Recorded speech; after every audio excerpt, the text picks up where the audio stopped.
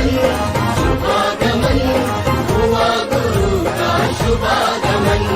सुस्वागतम सुस्वागतम भक्त कहे गुरु सुस्वागतम। बड़े भाग्य से बड़े पुण्य से मिला गुरु का चातुर्मास। बड़े भाग्य से बड़े पुण्य से मिला गुरु का चातुर्मास। वर्षा योग में धर्म की वर्षा रचेगी एक स्वर्णिम इतिहास। चलिए आज की गुरु वंदना गुरु भक्ति प्रारंभ करते हैं। गुरु प्रार्थना के साथ सभी लोग हाथ जोड़ के प्रार्थना करेंगे। गुरुदेव तुमको नमस्ते नमस्ते।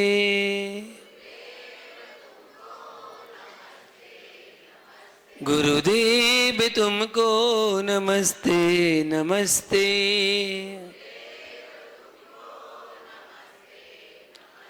तुम्हारे चरण में जो लग जाए रहने,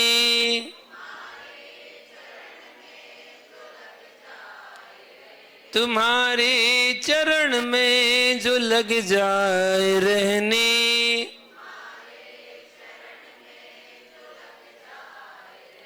वो पा जाए मुक्ति फिर हंसते हंसते।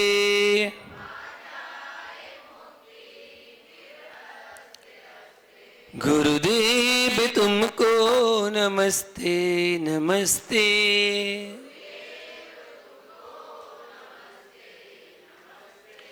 तुम्हारे चरण के परस में जो आई,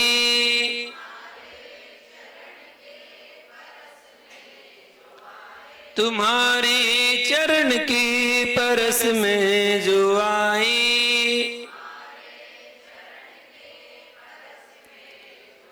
वो मिथ्या को तज के सम्यक को पाए।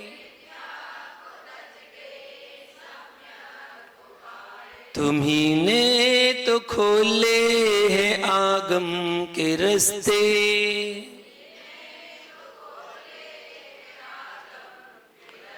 गुरुदेव तुमको नमस्ते नमस्ते।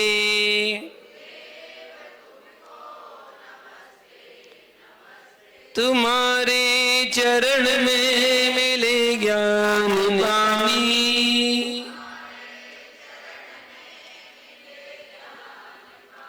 तुम्हारे चरण में मिले ज्ञान पानी।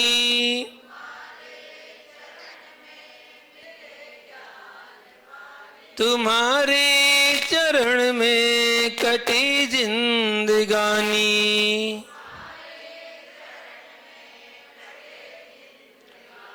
कई जन्म से खोती आई है सुधियां, भोगों की पथ पर तरसते तरसते।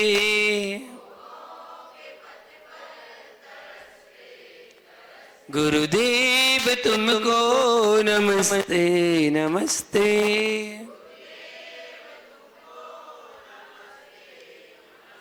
चिदानंद तुम हो दयानंद तुम हो, चिदानंद तुम हो दयानंद तुम हो।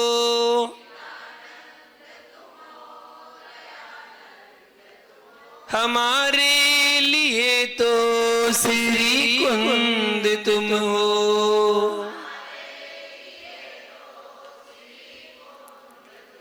उपदेश देकर निकाला है हमको,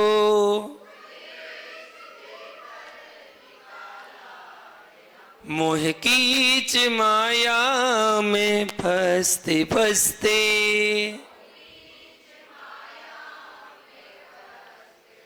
गुरुदेव तुमको नमस्ते नमस्ते।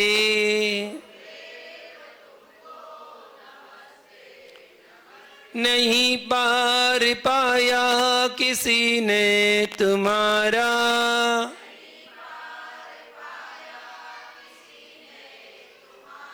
नहीं पार पाया किसी ने तुम्हारा,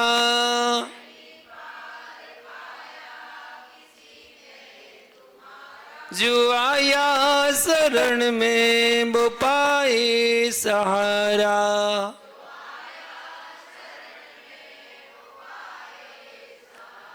विमल सिंधु गहरा हूँ छोटी नदी सा,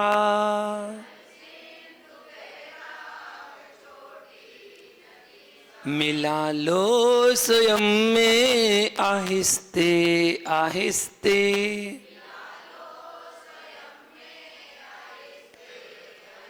गुरुदेव तुमको नमस्ते नमस्ते।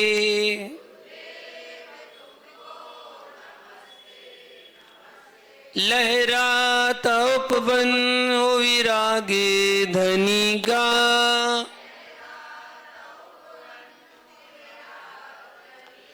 लहराता उपवन हो विरागे धनी का।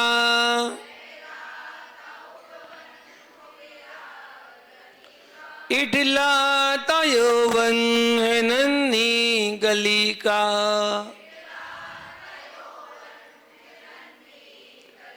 करता हूँ विनती है विराग सिंधु गुरुवर। खिला लो कली को महकते महकते,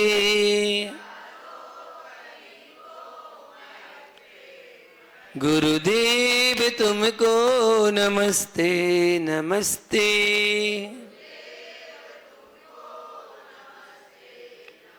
गुरुदेव तुमको नमस्ते नमस्ते।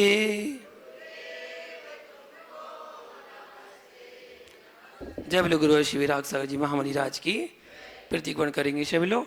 हे भगवान, आज दिन भर में हमारे द्वारा जाने अनजाने में, हमारे मूल गुणों में, हमारे उत्तर गुणों में, हमारे कर्तव्यों में, हमारे व्रतों में जो भी अतिचार, अनाचार या दोष लगे हों, उसके लिए हम सभी प्रतिक्रमण करते हैं।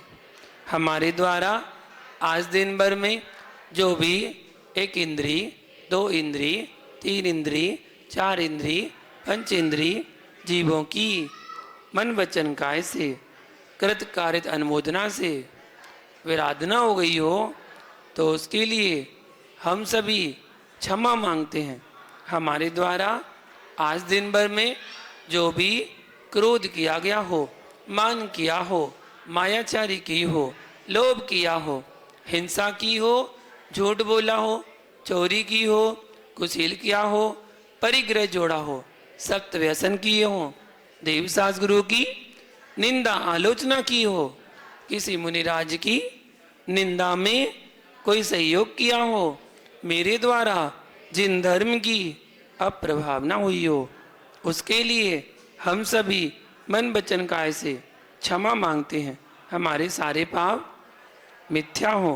हे भगवान, आज दिन भर में हमारे द्वारा खाने में, पीने में, चलने में, फिरने में, उठने में, बैठने में, सोने में, बोलने में, घर के काम करने में यदि किसी जीव को दुख हुआ हो, कष्ट हुआ हो, पीड़ा हुई हो, वेदना पहुंची हो, घात हुआ हो, तो उसके लिए हम सभी मन वचन काय से सभी जीवों से क्षमा मांगते हैं।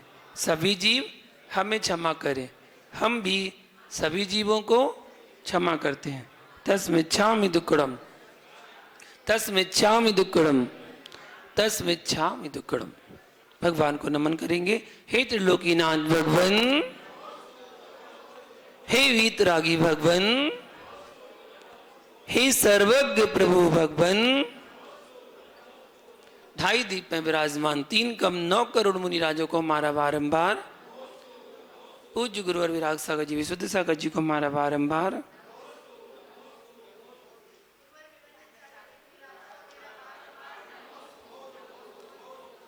आपस में लोग हंस के मुस्कुरा के बोलेंगे जय जिनेन्द्र।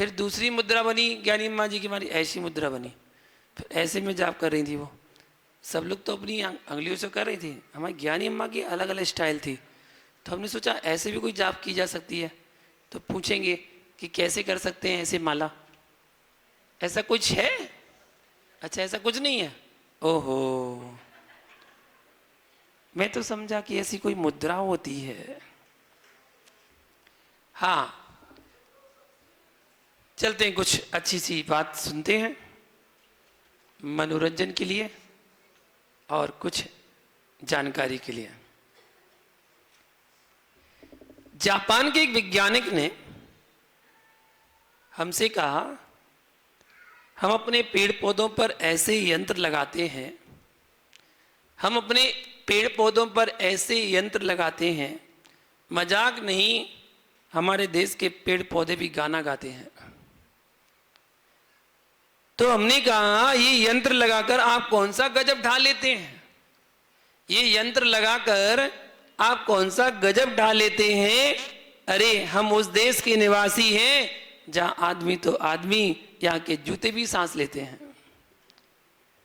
आदमी तो आदमी यहाँ के जूते भी सांस लेते हैं। हमें गर्व है, हम उस देश के निवासी हैं जहां कपड़े पहनने भी बदलता है, जहां कपड़े भी पहनने से आदमी का रंग रूप बदलता है, कपड़े पहनने से आदमी का रूप रंग खिल जाता है। प्रफुल्ल की साड़ी पहनो तो बिन टूटे ही सावन मिल जाता है, बिन टूटे ही सावन मिल जाता है। अरे मेरे देश में समय के साथ साथ प्रकृति का नियम भी बदलता है, हमारे देश में समय के साथ साथ प्रकृति का नियम भी बदलता है। और संतूर से नहाइए तो उम्र का पता ही नहीं चलता है। और फेयर एंड लवली लगाओ, एक हफ्ते में गोरे हो जाओ, फेयर एंड लवली लगाओ, एक हफ्ते में गोरे हो जाओ। मैं कहता हूं इस क्रीम को भारत में क्यों दक्षिण अफ्रीका में भिजवाओ। भूख, गम, गरीबी, बेरोजगारी, महंगाई से मेरे देश के हर नौजवान का चेहरा झुलस रहा है। भूख, गम, गरीबी, बेरोजगारी, महंगाई से मेरे देश के हर नौजवान का चेहरा झुलस रहा है। मैं पूछता हूं अपनी सरकार से, मैं पूछता हूं विज्ञापन दाताओं से कि उन अनबुझे चेहरों में चमक लाने के लिए अब कोई नया पाउडर क्यों नहीं आता है? अब क्यों नया पाउडर नहीं आता है? ऐसा कोई पाउडर बनाओ जिससे हमारे युवाओं के चेहरे खिल उठें। आज हमारे युवा देश में नौकरी के चक्कर में दर दर की ठोकरें भटकते हैं। पढ़ लिख तो जाते हैं, खूब पढ़ लिख जाते हैं, अच्छी पढ़ लिख जाते हैं, लेकिन नौकरी नहीं लग पाती है। कारण पता नहीं क्या होता है। अब किस कारण से होता है? तो ऐसे ही बताया कि ऐसी कोई यूज वस्तु बनना चाहिए जब सब देश के नागरिकों को रोजगार मिले। अभी अभी खबर आई है, उत्तर प्रदेश की सरकार ने, भाई आवाज कम कर दी बिल्कुल ही, उत्तर प्रदेश की सरकार ने एक नया स्कीम निकाली है। जो पुराने गवर्नर टीचर थे, मतलब गवर्नमेंट, उनके लिए बोले टीआईटी करना जरूरी है, टेट करना जरूरी है। अब जिनने कभी जीवन में टेट नहीं की हो, अब वो बुढ़ापे में आके टेट करेंगे, कैसे करेंगे? तो नया स्कीम, नया फॉर्मूला ला रहे हैं। तो इसलिए लाई जा रही है वो, जिससे नए युवाओं को रोजगार मिल सके। जो पुराने हो चले, जो पुरानी पद्धति से पढ़ाते थे, अब उनके दिन चले गए, तो अब नई पद्धति से नए युवा आए और नए युवा आकर उस रोजगार को संभालें और नई जनरेशन को नए तरीके से अध्ययन और पढ़ाई करा सके। ऐसा कुछ होना चाहिए। तो ऐसी कुछ स्कीम बताई है युवाओं ने कि इसलिए सरकार ने लाई है।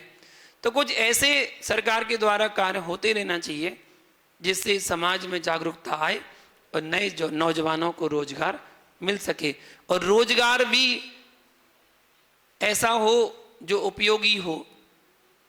वरना लोग आजकल ऐसी ऐसी नौकरी करने लगते हैं जहां पर अपना धर्म समाप्त हो जाता है।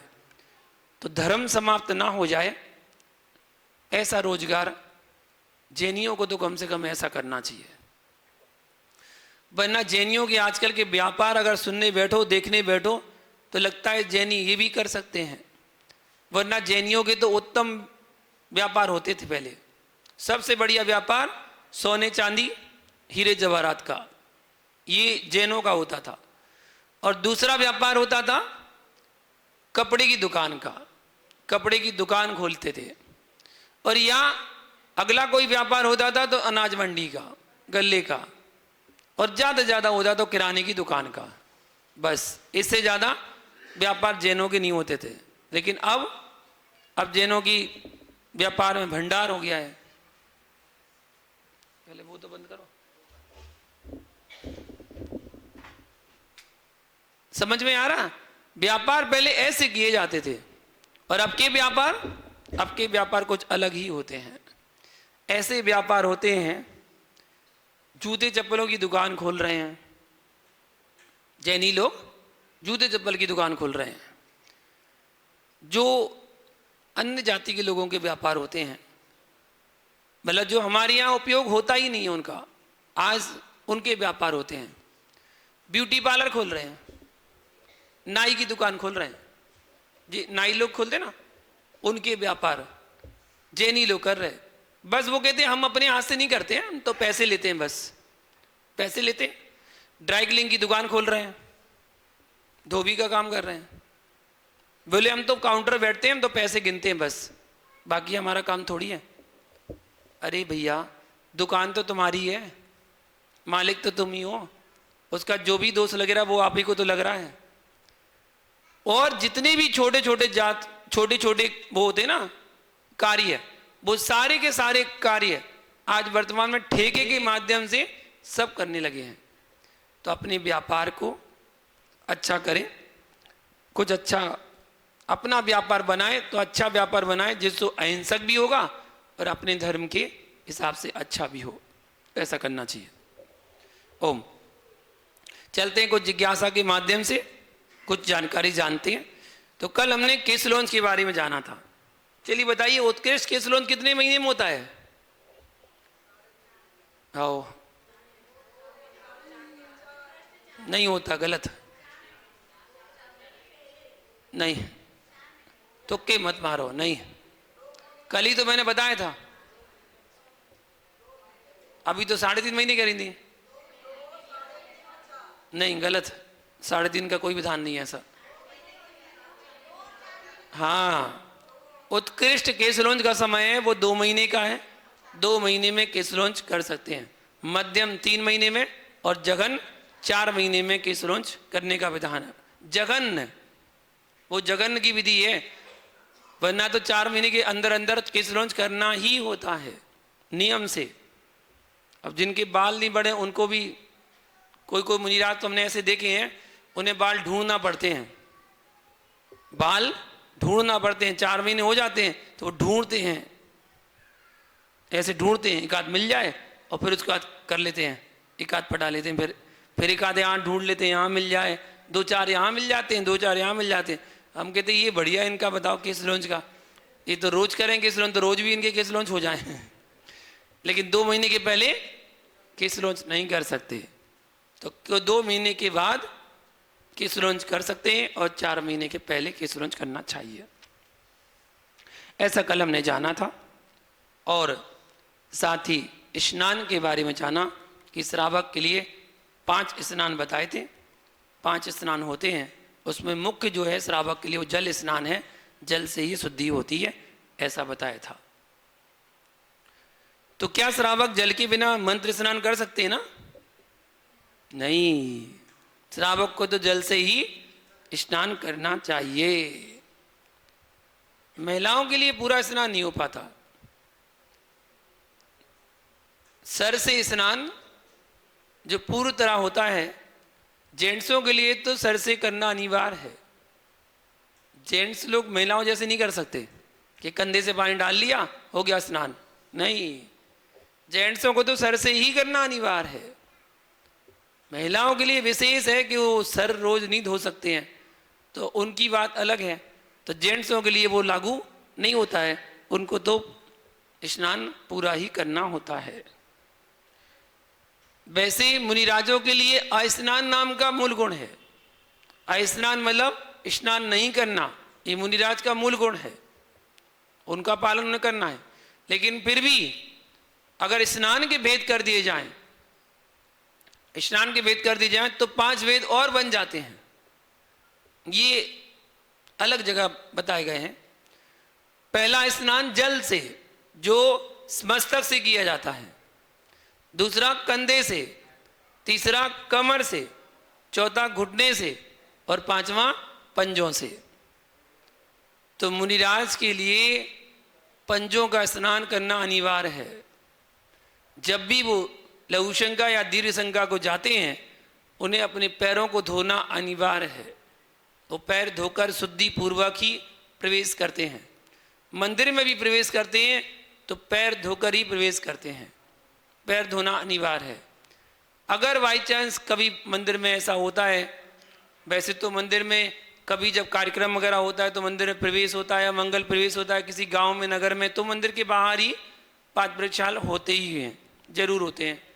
लेकिन कहीं नहीं हो पाए और कमंडल भी अगर पीछे रह गया, उस स्थिति में भी मुनिराज को अपने पैरों पर, पंजों पर पिछी के द्वारा मार्जन करके ही वहाँ से निकलना है।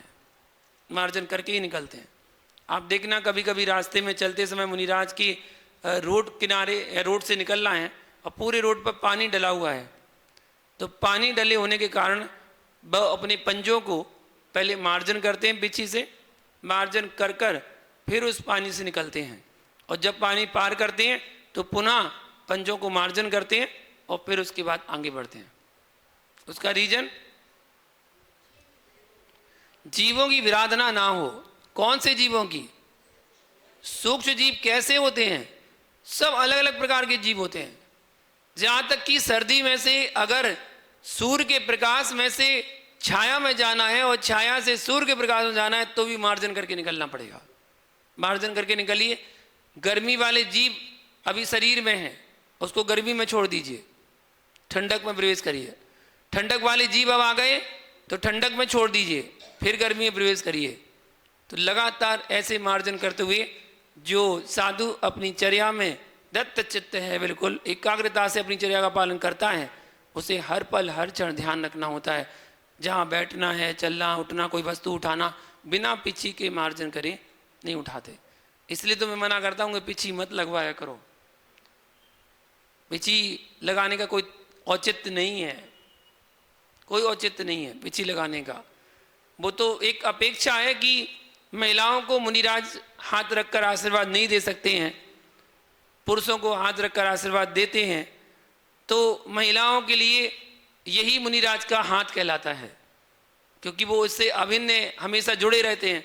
तो यही हाथ है, इसलिए वो कहते हैं पिछी लगा दो, पिछी लगा दो। वरना कोई औचित्य नहीं है। पिछी वहां लगाई जाती है जहां बैठना हो। मार्जिन करते ना, पिछी वहां लगाई जाती है जहां बैठना हो। अब सर पे थोड़ी आपके बैठना है। अब सर पे नहीं बैठना है तो पिछी क्यों लगाएं सर पे? तो वो अंतर है ना। इसलिए पिछी मत लगवा के केवल हाथ से आशीर्वाद लो। क्या ना गुरुजी, हाथ से आशीर्वाद लो बस।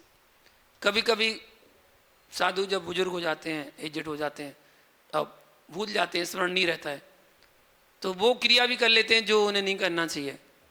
अब कभी कभी साधु भूल बसात सर पे महिलाओं के हाथ रख देते हैं जहाँ पर नहीं होता है। भाई जहाँ होता है बात तो बात अलग है। मैं निषेध नहीं कर रहा हूँ, ना मैं मना कर रहा हूँ कि नहीं रख सकते। जहाँ रखते हैं वहाँ रखते हैं। जहाँ जैसी परंपरा में, ईश्वंदी परंपरा में वहाँ रखते हैं, आशीर्वाद देते हैं तो देते हैं, वहाँ कोई बुराई नहीं है। लेकिन जहाँ नहीं रखते हैं और वहाँ अगर रख दिया तो फिर समाज में विवाद हो जाएंगे। समाज में तो कहते हैं होई क्या हो गया, ये तो बहुत बड़ी बात हो गई। तो ऐसा होता है। इसलिए दूर से ही अगर करो तो बहुत अच्छा है। पीछे लगवाने की कोई आवश्यकता नहीं होती है।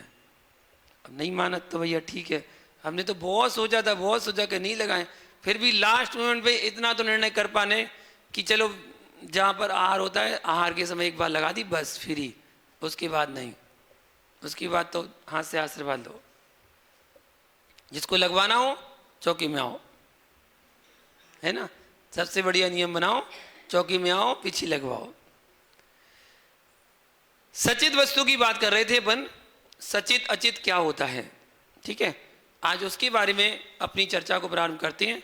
मात्र 5 मिनट आपके पास समय है, उतने में अपनी चर्चा करेंगे, क्योंकि आप लोग बहुत जल्दी आते हैं, इसलिए हमें ध्यान रखना पड़ेगा।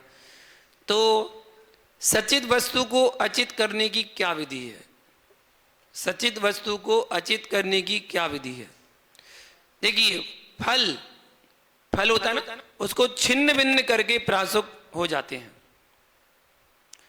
बीज निकाल देने पर सचित वस्तु अचित हो जाती है। परंतु बीज अधिक हो, निकाल नहीं सकते हो, तो अग्नि पर उसे गर्म करना चाहिए, जिससे उनकी अंकुरण शक्ति जो है वो समाप्त हो जाए। मसाला आदि मिलाकर या पीसकर भी वस्तु को अचित किया जा सकता है। नमक डाल दिया तो वो प्रासुक हो जाते हैं। अलग अलग वस्तुएं होती हैं, हर नियम सब पे लागू नहीं होगा कि सबके लिए अपन ने नमक डाल दिया सुप्रासुक हो गया। नहीं, कोई वस्तु छिन्न भिन्न करके ही होती है, कोई वस्तु बीज अलग करके ही होती है, कोई वस्तु बीज निकाल के प्रासुक करके ही होती है। वो सब अलग अलग है। तो प्रासुक करने की विधियां हैं। सबसे पहले ये जाने सचित शब्द से तात्पर्य क्या है, क्या अभिप्राय है। जीव के प्रदेशों से उत्पन्न चेतना को चित्त कहते हैं, और चित्त सहित जो वस्तु है उसे सचित कहलाती है, वह सचित कहलाती है, सचित कहा जाता है। जिसमें चेतना के कुछ भी अंश पाए जाएं वह सचित कहलाती है। चेतना मतलब विनय जी की नहीं, हाँ नहीं साहब, विनय जी के पहुंच जाओ। चेतना मतलब आत्मा, आत्मा वो होती है जान। तो जीव राशि अगर उसमें है तो वो चेतना ही कहलाती है। तो ऐसी वस्तुएं उसको कहते हैं सचित। अब सचित वस्तुएं कौन कौन सी होती हैं? तो फूल, पत्ते, बीज, कंद, मूल, तिल और प्रवाल, संपूर्ण जाति के अनाज एवं संपूर्ण जाति की वनस्पतियां, अप्रासुक जल आदि, ये सब सचित कहलाते हैं। इसलिए इनका त्याग करना चाहिए। सचित वस्तु का त्याग करना है। सचित को अचित करके लिया जा सकता है। आप, मैं ये नहीं कह रहा छोड़ ही दो, बोले त्याग करना चाहिए मतलब सारे अनाज को त्याग कर दो, भूखे रहोगे, फिर फल फ्रूट खा के कितने दिन जी लोगे। तो जो करने वाले करते हैं, किसी मुनिराज ने कर रखे हैं, आजीवन के लिए अन्न का त्याग कर रखा है, किसी ने आजीवन के लिए क्षय रस का त्याग कर रखा है, किसी ने आजीवन हरि का त्याग कर रखा है। तो सबके अपने अपने त्याग हैं, जिसकी जितनी शक्ति सामर्थ्य है उसका उतना त्याग है। बस इतना सा आप लोग ध्यान रखा करें कि कभी किसी से, किसी साधु की तुलना मत किया करें। उनका त्याग है, आपका क्यों नहीं है? वो ऐसा करते हैं, आप ऐसा क्यों नहीं करते हैं? तो तुलना नहीं की जाती है। मान लो जो क्रिया मैं कर रहा हूं, आने वाला दूसरा साधु भी वही क्रिया करे, ऐसा नहीं है। तो आप तुलना मत देना कि अरे विभंजन सागर जी तो ऐसा करते थे, आप क्यों नहीं करते।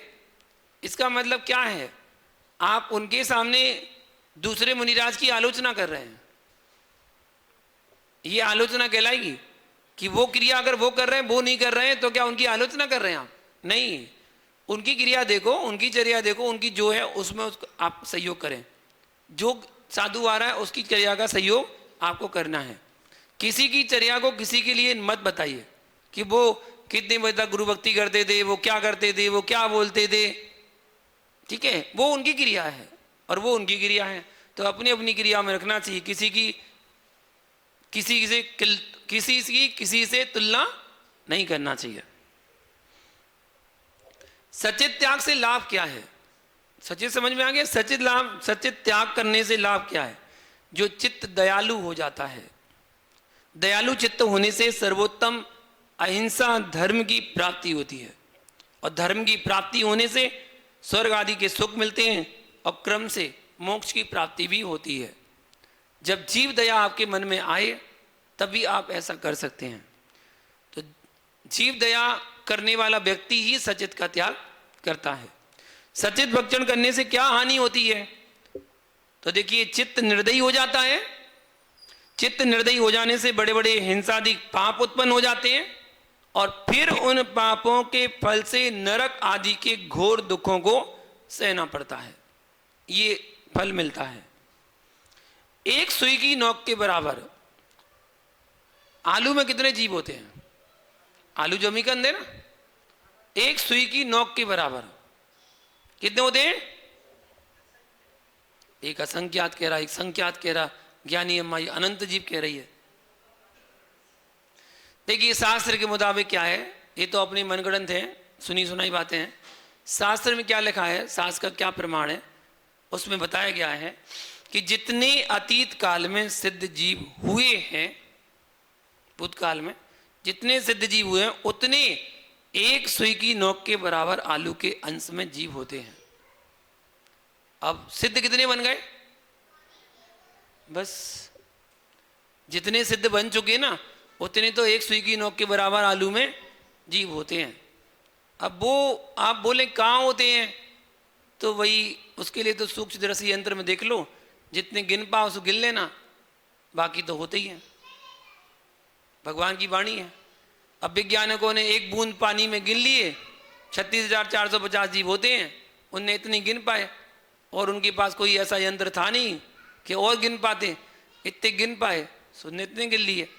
और हमारे जैनागम में तो करोड़ों अरबों वर्षों पहले बता दिया गया था कि असंख्यात जीव होते हैं।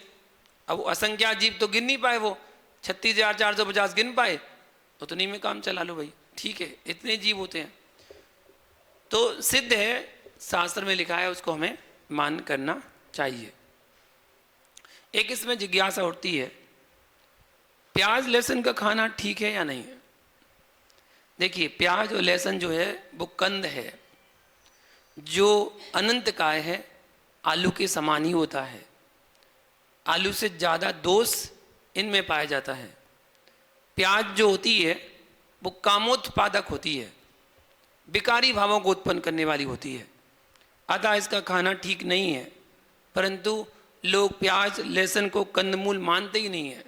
वो कहते कंदमूल नहीं है, उसका छिलका निकाल दो तो हट जाता है, तो उसको खा सकते हैं। तो जो ऐसा कहते हैं वो आगम के विरुद्ध कहते हैं। आगम में उल्लेख है, जमीकंद जीव जो जमीन के अंदर होती हैं और जिसमें सूर्य का प्रकाश नहीं हो पाता है, उसके लिए जमीकंद माना जाता है। सूर्य का प्रकाश मिलने के कारण फिर उसमें जीव उत्पत्ति नहीं होती है। ये सब जमीन के अंदर रहते हैं, चाहे मूली हो, चाहे गाजर हो, चाहे सलजम हो, चाहे वो शकरकंदी हो, और चाहे अदरक हो, और चाहे आलू प्याज लहसुन आदि हो। इन सब में अनंत अनंत जीव राशि होती है, अनंत अनंत जीव राशि। आलू को त्याग फिर क्यों कराया जाता है? बाकी के लिए क्यों नहीं पूछते हैं साधु लोग? जब भी चौके में पूछा जाता है तो आलू के लिए साधु पूछता है, हाथ धो के पीछे पड़ जाते हैं आलू के, है ना। कोई नहा धो के पीछे पड़ जाता है, हाथ धो के तो छोड़ो, नहा धो के पीछे पड़ जाते हैं, आलू छोड़ो आलू छोड़ो। क्यों? क्योंकि ये ऐसी सब्जी है कि वो 12 महीने आती है। वो सब्जी ऐसी बन गई है कि 12 महीने आती है। अभी बीच में एक प्रैक्टिकल प्रयोग हुआ था, जैन आलू बनाया था किसी ने, किसान ने जैन आलू कैसे बनाया था? वो पेड़ पे उगाया था उसने, जमीन के अंदर उगाया नहीं है, पेड़ पर उगाया था जैन आलू, उसका नाम ही रखा था जैन आलू। अब वो जैन आलू कैसे बनाया था, उन्हें क्या डाला था भैया वो जाने। तो अगर बनाए भी तो उसको आलू को नाम ना दे तो अच्छा है, अगर आलू का नाम देंगे तो वैसे ही वो नहीं खाने योग्य होगा। इसलिए वो एक फल आता ना आलू बुखारा, है ना, उसका नाम चेंज कर दिया। उसके लोग कई कहते हैं बुखारा, कोई और कुछ कहता है लालू, मौसम जी लालू कहते हैं उसे, नए नए नाम है। मैं तो कहता हूँ जो हिंदी में बोलने में परेशानी हो ना, इंग्लिश से बोल दो करे। तो मैंने उसका नाम बोला, हमने पोटैटो फीवर बोल दिया करो। क्या बोलो?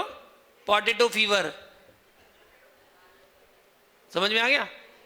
बस पोटैटो फीवर, फीवर हो गया, उसको बुखार आ गया ना तो फीवर हो गया, इसलिए पोटैटो फीवर बोल दिया करो।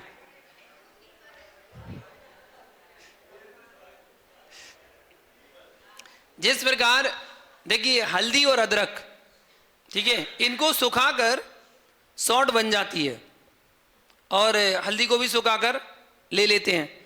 तो एक नए बच्चे ने प्रश्न पूछा, क्या आलू को सुखाकर, आलू की चिप्स को सुखाकर बनाकर उसे भी सुखा सकते हैं और सूखने पर उसमें भी दोष नहीं आएगा? हल्दी का दोष समाप्त हो जाता है जब सूखने पर, अदरक का दोष समाप्त हो जाता है सूखने पर, तो वैसे क्या आलू का दोष सूखने पर समाप्त नहीं हो सकता? नहीं, नहीं हो सकता। किशन चंद क्रिया कोश एक ग्रंथ है, उसमें 2 प्रकार की वनस्पतियों का उल्लेख मिलता है, एक तो कंद वनस्पति और दूसरा काष्ठ वनस्पति। हल्दी, अदरक, सौंठ जो है काष्ठ वनस्पति है। हल्दी और अदरक सूख जाने पर लकड़ी जैसी हो जाती है, उन्हें पीसने पर इनके अंदर से छूना निकलते हैं, छूना छूना रेसे निकलते ना, वो छूने निकलते हैं। लेकिन आलू सूखने के बाद उन्हें पीसा जाए तो पाउडर समान हो जाता है, इसलिए वह सूख जाने पर भी खाने योग्य नहीं होता है। और सूखने के पहले आलू को उबालना पड़ता है, उबालने के बाद ही सूखेगा। जैसे आलू की चिप्सी बनानी है ना, तो चिप्स को पहले बना के उबालो फिर सुखाओ, तब सूखेगा।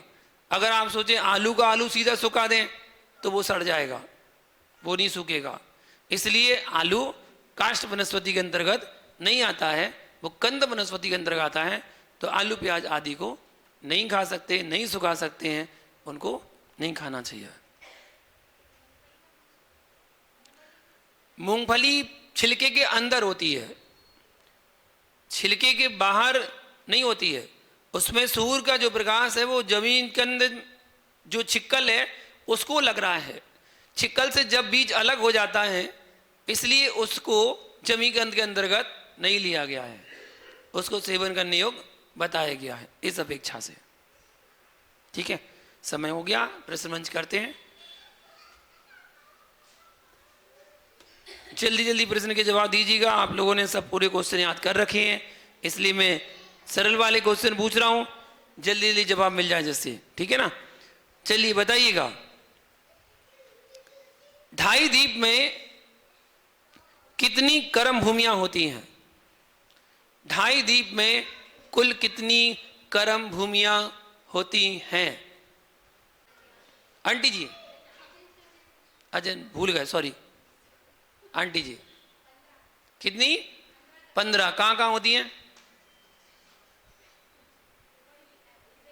हाँ बोलिए बोलिए बोलिए।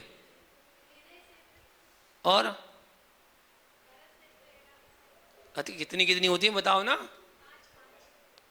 ऐसे बोलो। 5 भरत की, 5 ऐरावत की, 5 विदेह की, कर्म भूमियां 15 होती हैं, ऐसा बोलो। बिल्कुल सही जवाब। जब आप लोग पढ़ते हैं, जानते हैं, समझते हैं तो बोलने में संकोच नहीं करना चाहिए, तुरंत जवाब देना चाहिए। कुंभकर्ण का मोक्ष कहां से हुआ? कुंभकर्ण का मोक्ष कहां से हुआ? वो येलो साड़ी वाली आंटी, बड़वानी से मोक्ष हुआ। बिल्कुल सही जवाब। अगला क्वेश्चन, राजा सृणिक ने समूह शरण में कितने प्रश्न किए थे? सबको आते हैं, वाह। ऐसे हाथ उठाए तो कितना अच्छा लगता है। देखो कितने लोग हाथ उठा रहे हैं, अरे कितने लोगों को आंसर आ रहा है, बहुत बढ़िया, कितने अच्छे लोग हैं। ऐसे सब लोग क्वेश्चन आंसर याद कर लोगे, अगली बार 500 प्रश्न की किताब निकालेंगे। हाँ, ओ आंटी पीछे वाली, हाँ आप ही पीछे वाली। अरे आप क्यों उठ रहे? डिम्पल जी का तो नाम जानते, उनका नाम नहीं जानते, इसलिए आंटी जी बोल रहे। कितने? 8000। कितने? थोड़ी तेज बोलो ना, शाम को खाना खाया तो था आपने। 60,000 प्रश्न किए थे। बिल्कुल सही जवाब है। जैन ग्रस्त श्रावकों के लिए सबसे उत्तम व्यापार कौन सा है? सबसे बढ़िया उत्तम व्यापार कौन सा है? अब बताएंगे आंसर। हाँ वो बता रही है।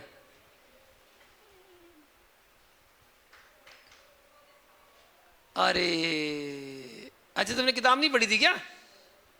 पढ़ी थी, इसमें कुछ और ही दिया है। उससे अलावा और भी बताया हमने? सोने चांदी के अलावा और बताया? नहीं नहीं, सोने चांदी के साथ। हाँ, सोने चांदी हीरे जवाहरात का उत्तम व्यापार सबसे बड़ा तो वही होता है। अगला क्वेश्चन आपको बताना है, गौतम स्वामी कितने भाई थे और उनके कितने शिष्य थे? गौतम स्वामी कितने भाई थे और उनके कितने शिष्य थे? आ गया? अरे वाह, कितने? गलत जवाब। चलो और बताओ, उच्चासन ग्रहण करो। हाँ, और कोई बताएगा? डिम्पल जी को आ गया। और चूचू आ गया? चूचू बताओ, क्या पता तुक्का लग गया तो। 13? नहीं, गलत जवाब। हाँ जी बताइए संजय जी। नहीं, कुल टोटल भाई कितने थे? 2 भाई थे, मतलब एक गौतम स्वामी और एक और थे। तो वही तो कह रहे, टोटल भाई कितने थे? आप कह रहे 2 थे। टोटल भाई कितने थे? 3 भाई थे और शिष्य 500 थे। बिल्कुल गलत जवाब। हाँ जी, और कोशिश करिए। शिवानी आंटी बताएंगी? शिवानी आंटी बता रही हैं। हाँ, चौथे का नाम क्या था? नहीं, चौथे का बता दो बस केवल। कौन से? हाँ, और शिष्य कितने थे? बस? गलत जवाब। हाँ, और कोई बताएगा? आशा जी बताएंगी?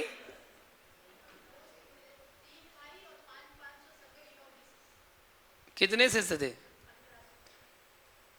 देखिए, आगम में यही पढ़ने में आता है कि उनके 3 भाई थे और वो तीनों भाई निकले कहीं कहीं, लेकिन चौथे भाई का ये नाम से जाने जाते हैं।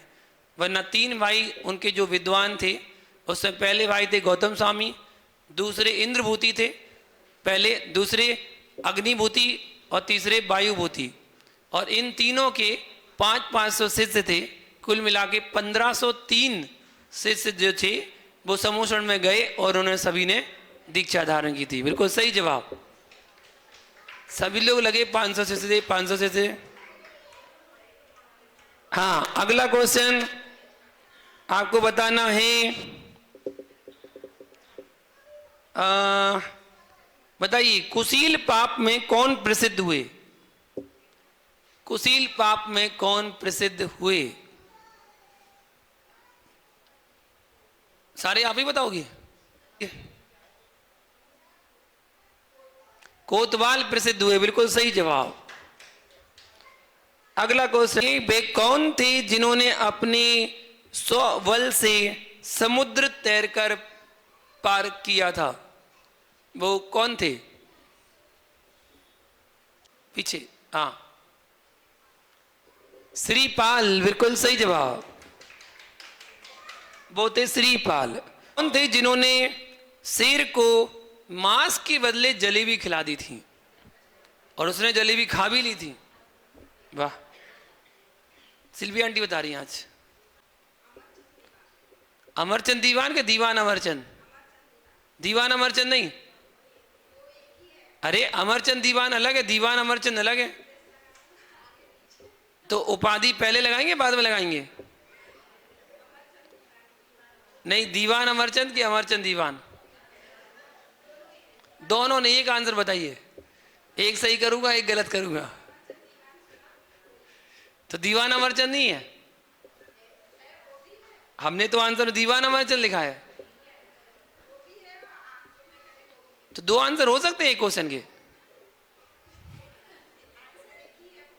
अच्छा, आंसर एक ही है। बिल्कुल सही जवाब।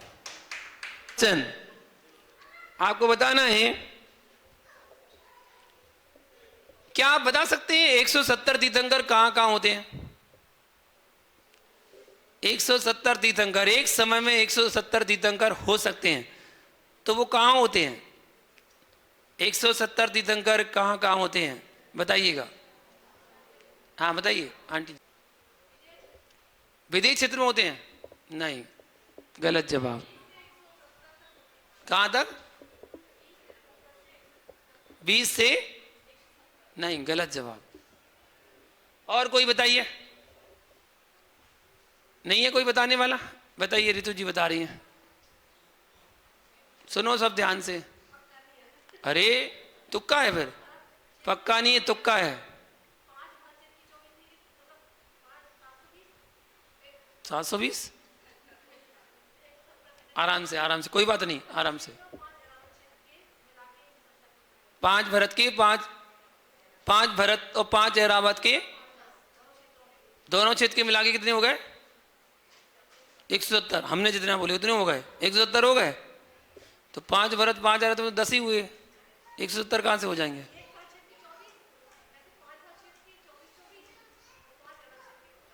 मन शुद्धि, वजन शुद्धि, काया शुद्धि, आर्जन शुद्धि, उच्चासन ग्रहण कीजिए।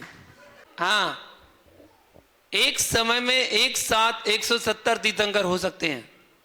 मैंने आपसे प्रश्न ये किया है, एक समय में एक साथ 170 तीर्थंकर होते हैं, वो कहाँ कहाँ होते हैं ये पूछा है।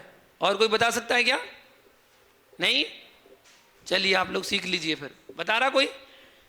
नहीं? ज्ञानी अम्मा क्या हो गया तुम्हें? कहाँ गया तुम्हारा ज्ञान? बताओ 170 तीर्थंकर कहाँ होते हैं? लगाओ ज्ञानी अम्मा के पास। और कोई बता रहा है?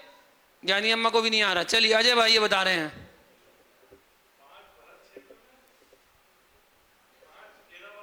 वाह, ChatGPT बता रहा है क्या? अच्छा, आर्यखंड में। गलत जवाब। चलो ताली बजाओ पहले ज्ञानी अम्मा जी के लिए। तो हो गए 30। अरे 30 ही तो हुए। सो 5 भरत क्षेत्र के, 5 ऐरावत क्षेत्र के, 20 विदेश क्षेत्र के, तो हो गए 30।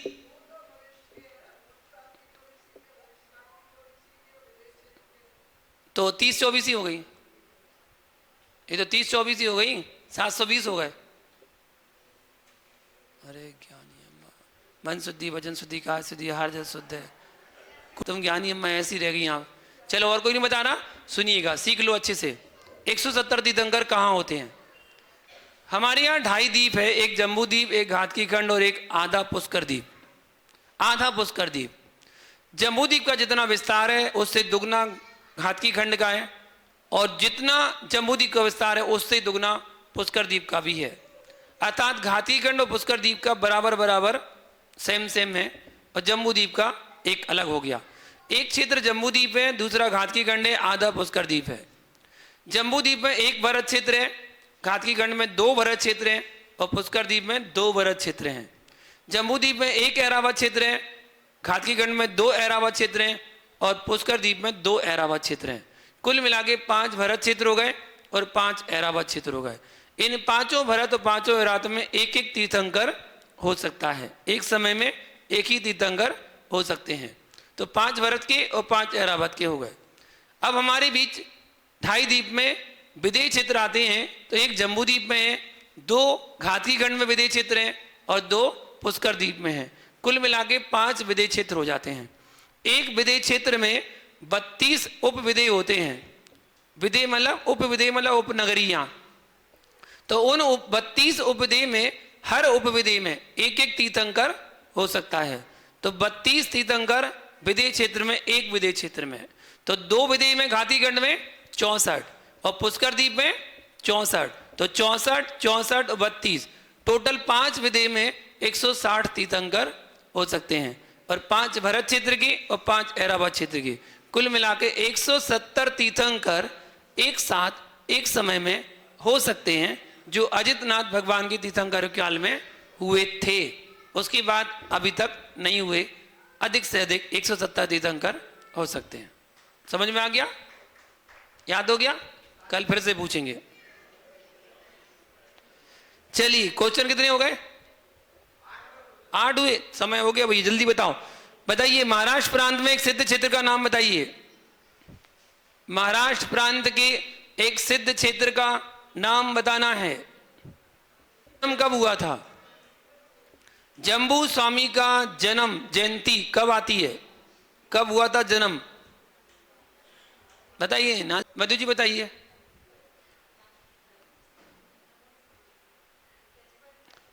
नहीं, इसमें से बताओ ना। बिल्कुल सही जवाब, मांगी तुंगी। अगला क्वेश्चन है, अंतिम क्वेश्चन। बिल्कुल सही जवाब। कल के लिए नियम। प्रश्न को अभिनंदन नाथ भगवान का 40 पढ़ने का नियम और मूंगफली खाने का त्याग। नहीं, गीली वाली का त्याग, सूखी वाली खा सकते हैं। अच्छा, दोनों का त्याग, मूंगफली खाने का त्याग। जय बोलो शांतिनाथ भगवान की। बोलिए।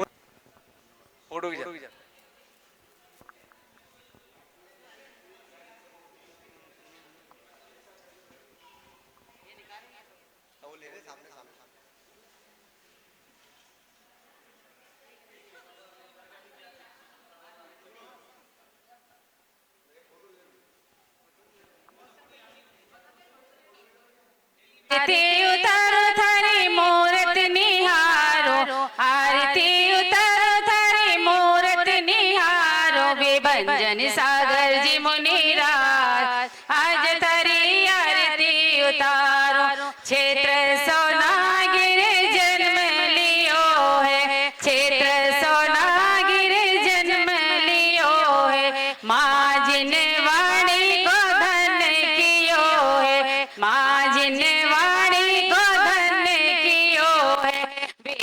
सागर जी के लाल आज धरी आरती उतारो, विभंजन सागर जी मुनिराज आज धरी आरती उतारो। ज्ञानी ध्यानी निरे अभिमानी, ज्ञानी ध्यानी निरे अभिमानी, शांति सुधार सिके हो दानी, शांति सुधार सिके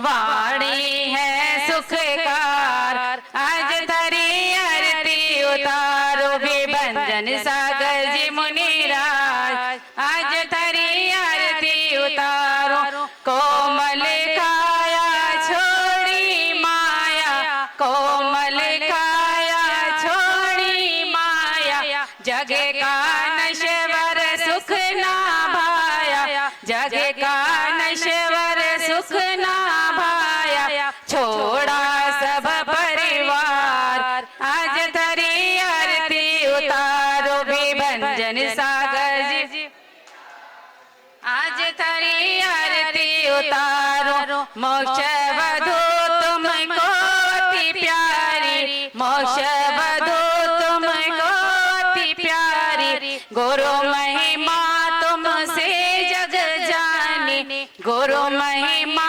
तुमसे जग जानी, करो जगत उद्धार आज धरी आरती उतारो, विभंजन सागर जी मुनिराज आज धरी आरती उतारो। स्वर्ण रतन में आरती भाई, स्वर्ण रतन में आरती भाई, केवल ज्ञान मिले सुखदाई, केवल ज्ञान मिले सुखदाई, युग युग जियो मुनिराज आज धरी आरती उतारो, विभंजन सागर जी मुनिराज आज धरी आरती उतारो। चौथी आरती श्री जाया, दर्शन देखत पाप पलाया, पांचवी आरती साधु तिहारी, कुमत